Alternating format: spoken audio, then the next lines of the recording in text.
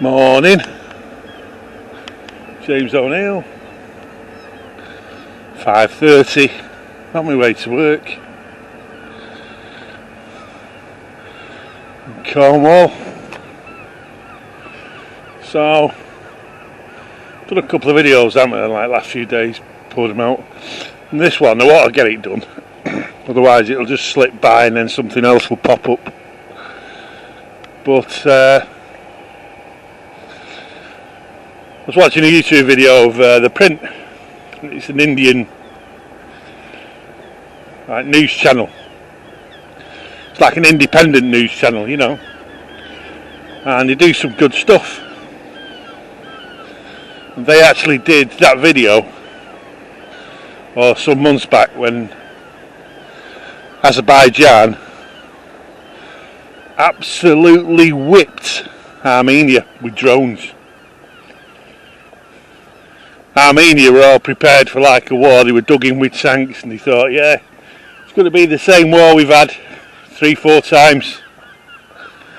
Then all of a sudden this fleet of drones appeared in the sky. Israeli drones and Turkish drones. So you had the state of Israel cooperating with a Muslim state, Azerbaijan, and competing against a Muslim nation to see who's got the best drones above the sky, killing Christians in Armenia. Now that was a big event,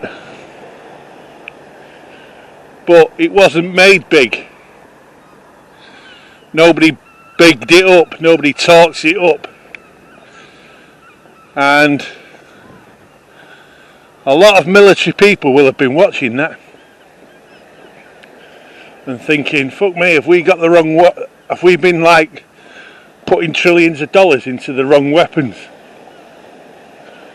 when these drones, a totally new generation, are forcing a Christian, well, it's got nothing to do with it being Christian, but it was a Christian nation. They totally annihilated it. And the Armenian politicians had no choice. The people were going berserk, but they had no choice. They had to surrender. They had to give up land. And now they've got to prepare for the next generation with Russia's help. And then we had that missile that hit a tanker in the Gulf, and it was an Israeli tanker, or Israeli associated, and they reckon Iran did it, and yet nothing's really happened. There was a fuse. How can I put it? It was like, oh, Iran, you shouldn't be doing this. But I just thought it was all downplayed.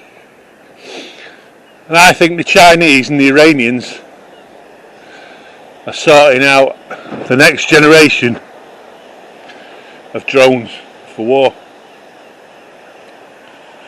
So, anyway, that's not what I'm really here to talk about. I'm here to talk about Afghanistan. So the American troops, they left Bagram Air Base in the night while the Afghans were asleep. They just left everything, you know, smashed the computers, did a few other things, but basically they just disappeared in the night. It's like waking up and finding that your wife's left, or your husband. You get up doing the cornflakes and then you're looking around, you're thinking, aye, something's different, and he's gone, or she's gone.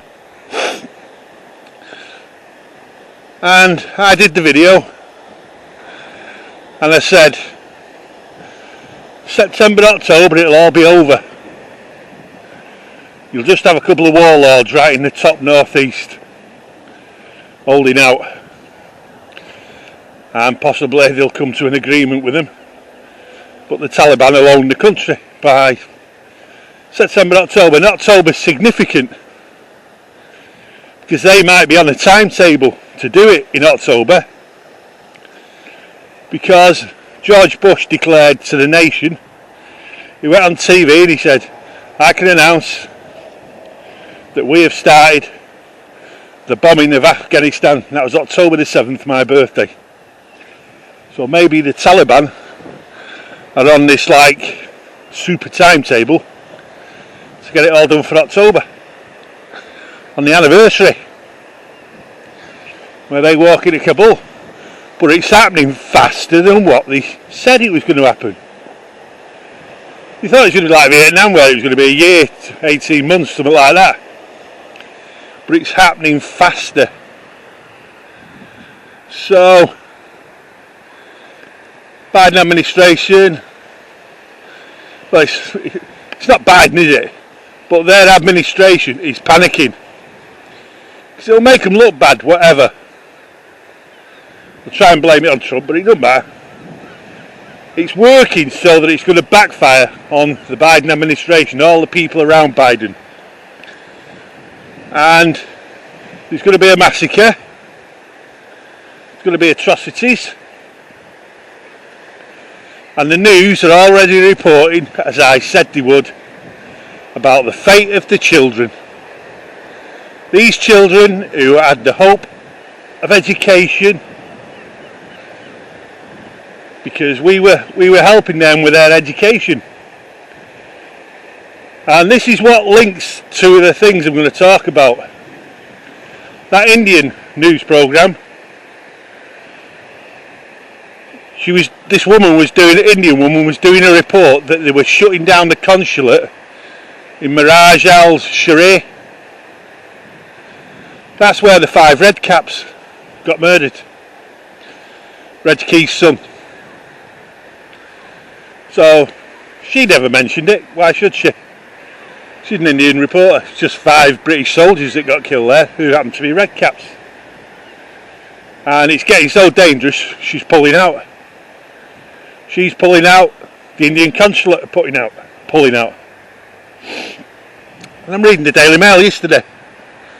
And what they're trying to do is they're trying to build up a load of sympathy from us British people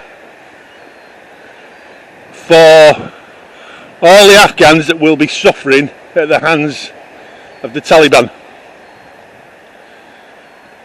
Muslims suffering at the hands of Muslims. And I told you back, months ago, watch for Angela Rayner. Watch for the feminists who will plead the case of the girls and the women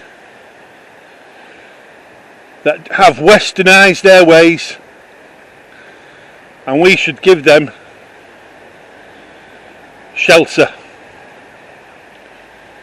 Because what's happening with the Taliban is, as they're making their way through towns and that, they are forcing families to give up their young daughters, 9, 10, 11, 12, as wives for the fighters. Because these fighters need wives. So they're being given these young girls. Well, there's nothing strange about that when the Muslim army is on the move. Same was happening in Africa, Al-Shabaab. A young girl turned up after 4 years with babies. She was kidnapped from a girls' school. This is the way it's done. Spoils of war. So, this report in the Daily Mail was going on and on and on about these teachers, and these teachers are saying, listen, we've worked for you. We've been teachers, female teachers for you. We've had it. When the Taliban get here, we've had it. You've got to get us out because we work for you. Then the British government has gone, no, actually you don't work for us. You work for the British Council. You've got a contract with the British Council.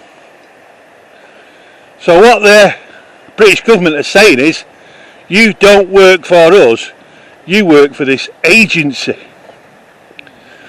So you are not our responsibility, because the agency, the British Council, employs you. So technically, these people are 0-hour contract workers.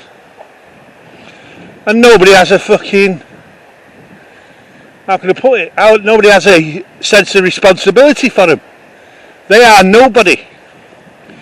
Just like your 0-hour contract workers are in this country. I was telling you about lorry drivers the other day. They're screaming and shouting about a shortage of lorry drivers. It's not a shortage of lorry drivers, it's a shortage of lorry drivers who are just sat there in their house waiting for a phone call from a 0-hour contracts agency, who will be used during this artificial crisis, and then they will just be abused and fucked off and sent back to the couch. Well, I'm sorry ladies, these Afghan workers are the victims of the 0-hour contracts agency culture. Yeah, bad things are going to happen to them. But we always knew that in Afghanistan. We knew it was going to end in tears. But what happened last night? Biden administration has sent 3,000 soldiers back to Afghanistan. They've arrived in Qatar, ready to leapfrog over to Afghanistan because they have realised it's going faster than what they thought it would. The collapse is coming faster than what they thought it would. Like I said it would. And all of a sudden it's going to be this shambolic rush to get out of Kabul. And there are American aid workers there, reporters, consul staff. Things have got to be destroyed, and they've got to get into like a Vietnam situation where they protect them all. But it's not going to be like Vietnam, where the helicopters coming on the roof and then they fly to the aircraft carriers and the ships just offshore, because there is no shore. There is no sea line just over the horizon. Kabul is well inland. So they've got to start evacuating people very, very, very soon, ready for the collapse towards the end of September, October. It's all coming quicker than what they thought. So America is now sending back the soldiers. They're sending them into harm's danger. They're sending them into a situation where they can't win.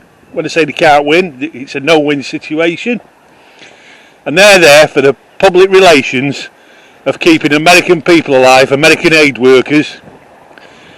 We're going to have to make our own arrangements along with the Germans and the Danish and the Ukrainians and the Poles and the Estonians and Lithuanians.